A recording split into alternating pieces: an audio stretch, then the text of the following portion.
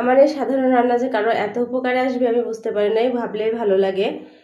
আসসালামু আলাইকুম everyone, welcome back to my channel. প্রতিদিনের মতো চলে আসলাম আমার রান্নাবান্না নিয়ে।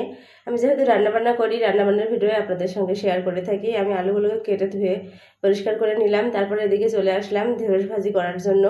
এই ঢেঁড়স ভাজি করতে গেলে একটি কথা আমার বারবার মনে পড়ে। আমি যখন প্রথম ঢেঁড়স ভাজি রান্না করেছিলাম তখন ঢেঁড়স ভাজিতে যে এরকম একটা আঠালো একটা ভাব আসে, সেটা যখন আসতেছিল তখন আমার কাছে মনে হয়েছিল এটা হয়তো আমি ধুইতে পারি নাই, তাই এরকম হচ্ছে। তাই আমি বারবার ধুয়ে নিয়েছিলাম, চুলা থেকে নামায়ে। বুঝতে পেরেছিলাম না, তারপর একদিন রান্না করতে যেয়ে বুঝতে পারলাম এটা যখন ওইভাবে সাদা অংশ বেশি বের হবে তখন ভালো মতো ভাজতে ভাজতে নাড়তে নাড়তে একসময় ওটা শুকিয়ে সুন্দর ভাজি হয়ে যাবে। এই কথা বলার কারণ এটাই, যেসব ভাইয়েরা প্রবাসে থাকেন, হয়তো বা বাইরে থাকেন, নিজে নিজে রান্না করে খান, আপনারা হয়তো জানেন, কিন্তু ভাইয়ারা নাও জানতে পারেন। তারা হয়তো মনে করতে পারেন আমার মতো যে নোংরা আছে, হয়তো পরিষ্কার হয় নাই, তাই এরকম হচ্ছে। ওটা ভালোভাবে ভেজে নিলেই হয়। এই তো তারপরে আমি আলুগুলোকে বিনিয়ে তারপরে এভাবে ভেঙে নিয়েছিলাম। বিখ্যাত এই আলুর ঘাটি, আমাদের এলাকায় আলুর ঘাটি খুবই বিখ্যাত, আর খেতে পার্সোনালি আমার খুবই ভালো লাগে, সবারই হয়তো অনেক ভালো লাগে।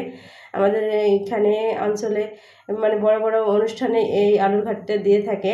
আমি এখানে রেখেছি তেলের উপর দিয়ে দিয়েছিলাম পেঁয়াজ কুচি, তারপরে এখানে দিয়ে দিয়েছি জিরা বাটা, তারপর দিয়ে দিয়েছি ধনিয়া বাটা, পেঁয়াজ রসুন বাটা, তারপর দিয়ে দিয়েছি মশলা বাটা, দিয়ে ভালো করে কষিয়ে নিলাম। এই আলুর ঘাটিটা সিদ্ধ করা আছে বলে খুব তাড়াতাড়ি রান্না করা যাবে না। আপনি যদি খুব তাড়াতাড়ি রান্না করে থাকেন তাহলে খেতে কিন্তু একদমই সুস্বাদু হবে না। এই ঘাটিটি ভালো করে আমি হাত দিয়ে ম্যাশ করে নিয়েছিলাম, তারপরে তো ভালো মতো অনেক সময় নিয়ে আমি কষিয়ে নিলাম। যত ভালো মতো কষানো যায় খেতে ততই ভালো লাগে। এটা এক একটা মানুষের এক এক রকম চয়েস, কেউ বা আধ ভাঙড়ি করে রাখে, কেউ পুরো আস্ত রাখে, আর কেউ বা ম্যাশ করে নেয়। আমি ম্যাশ করে ঘাটিটা খেতেই পছন্দ করি, তাই ম্যাশ করে নিলাম। এ পর্যায়ে আমরা যারা এই ঘাটিটা খেতে পছন্দ করি, সকলে আমার মনে হয় পছন্দ করে।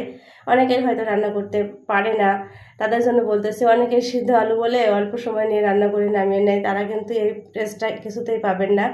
হ্যাঁ, আমি ভিডিও শুরুতে যে কথাটি বলতেছিলাম, কিছু কিছু ভাইয়ারা আছে যারা প্রবাসে থাকেন, তারা আমাদের মতো এই সাধারণ রান্নাগুলো দেখে যে অনেকটা উপকৃত হয়, তা আমি তাদের কমেন্টস পড়ে বুঝতে পারলাম। আর মনে এতটা খুশি লাগে, এতটা ভালো লাগে, আর রান্না বান্নার উপর আগ্রহ অনেকটা বেড়ে গেছে। হয়তো আমার এই সাধারণ রান্নায় কারো না কারো উপকারে আসতেছে মনে হলে ভালো লাগে, অনেক ভালো লাগে। তারপরে তো ঝোল দিয়ে দিলাম, দিয়ে এবার আমি ভালো মতো ফুটিয়ে রান্না করে নেব। খুব তাড়াতাড়ি কিন্তু এই রান্নাটা করা যাবে না, অনেকক্ষণ সময় নিয়ে ফুটিয়ে ফুটিয়ে এই রান্নাটি করতে হবে, তাহলে খেতে খুবই অসাধারণ লাগে। আলুর ঘাটি অনেক অনেক এলাকায় বিখ্যাত এই খাবারটি, খেতে খুবই ভালো লাগে। আপনার যখন একদমই বাড়িতে মাছ গোশ ডিম থাকবে না, তখন এই আলুর ঘাটিটি করে খেয়ে দেখবেন, খেতে ভালো লাগবে। আজকের ভিডিও এ পর্যন্তই। সবাইকে ধন্যবাদ। আল্লাহ হাফেজ।